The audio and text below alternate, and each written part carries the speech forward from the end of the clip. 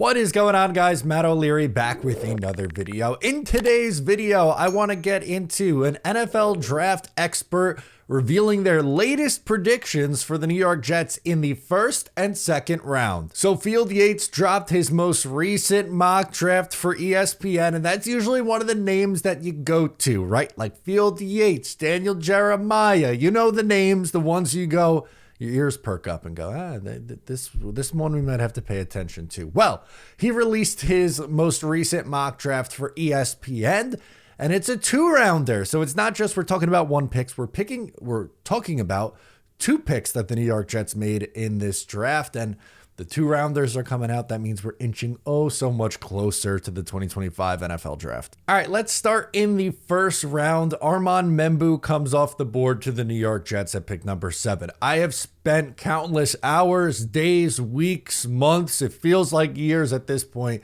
talking about pick number 7 and the New York Jets. You guys know how I feel on the subject. There are 4 pretty written in stone guys that I would be comfortable with the Jets taking. Membou is one of those guys in no particular order. Armand Membou, Tyler Warren, Mason Graham, and Ted McMillan are my 4 favorite options for the New York Jets at pick number 7. Now, there's a 2-part point that I'm about to make.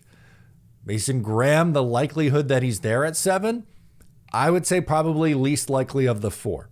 I also think, and this is not how I would approach it, but I would be surprised if Ted McMillan is the pick for the New York Jets at number 7. I'm not saying I'm against it. He was one of the 4 names that I would be very happy with if the New York Jets made that choice. I just think the NFL is a little bit lower on Ted McMillan after some of his testing. Now, I don't know if that is just prospect fatigue at this point, and then Ted ends up being a top 10 pick, and it's like, what the hell were we doing here for a couple months?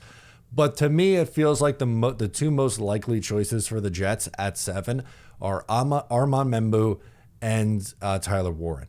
Did a video earlier today in the podcast talking about the importance of the tight end position. So if the Jets are going to go a different direction in the first round and not go with Tyler Warren in the first round, which is fine, they have to then find their guy on day 2. But for Armand Membou being the pick at 7, you complete your offensive line. The Jets are in desperate need of a right tackle. Membou is pretty dominant in the run game, has a little bit of work to do as a pass protector, but I think as someone who could come in and play right tackle and start for you on day 1. That's what he played at Missouri. He was a right tackle. It's not like he would be switching signs. He would be plug and play, and you forget about him, and then you would have from left to right, Olufashinu, John Simpson, Joe Tippmann, Elijah Vera-Tucker, Armand Membou. That's a really, really nice core group of guys that hopefully you could keep together for a few years. Now let's get to that second round. As I mentioned, the Jets did not take a tight end in round 1 in Tyler Warren, but they do find a tight end at pick number 42, and that's Mason Taylor out of LSU, the son of former Jet, technically only for a year, but he was a former Jet, Jason Taylor.